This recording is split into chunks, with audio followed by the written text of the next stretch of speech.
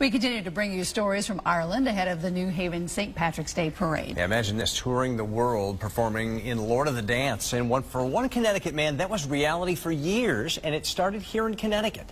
News 8's Brian Spyros has his story.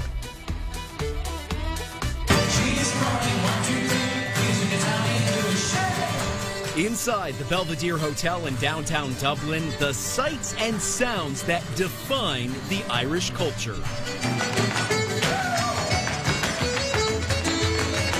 More on what's going on here in just a moment. First, let me introduce you to Jim Murrihy.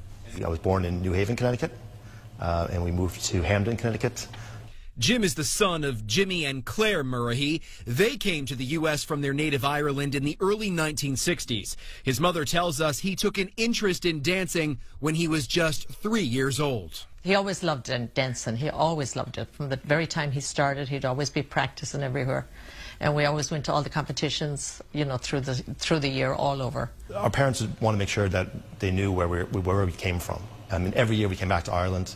I love the Irish dancing, probably a bit more than the music. His Irish dancing skills, pretty impressive. Just look at all the trophies he won growing up, still displayed in the Murrihy's home in Hampden. In full disclosure, a few of these belong to his sister and his parents, who also dance. But the majority belong to Jim, all thanks to his talent. You'd have to sit back and say, oh, my God, you know, where is this going to go, you know? All the dancing and years of practice would pay off in 1995. After college, Jim was competing in the World Championship for Irish Dancing in Dublin when he was discovered by Michael Flatley, creator of Riverdance and Lord of the Dance.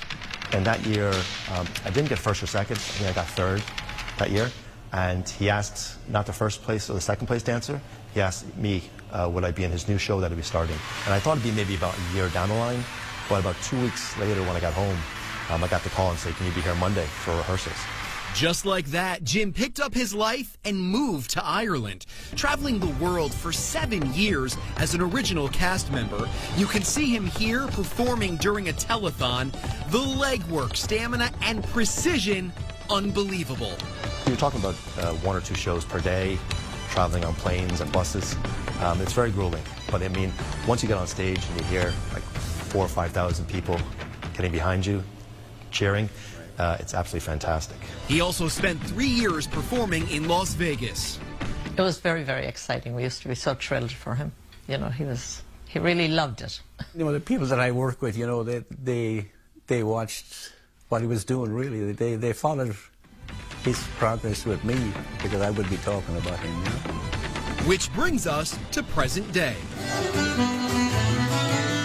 Jim is now the director and choreographer for Damhsa, one of the premier Irish dance companies, putting on dinner shows for tourists and corporate events. News 8 attending one of those shows at the Belvedere Hotel in Dublin during our trip to Ireland. The performers, beyond impressive.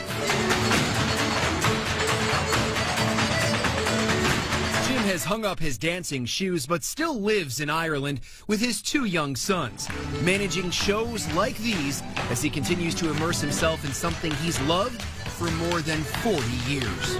It's just the beat of it and the rhythms of it, and I think just gets people clapping and cheering and smiling.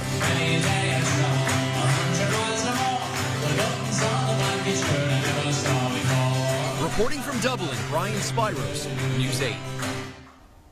Now that we've got you all ready, the parade is Sunday. News 8 will have live coverage of the parade starting at 1 p.m. Check out all of the festivities on air, online, on our app.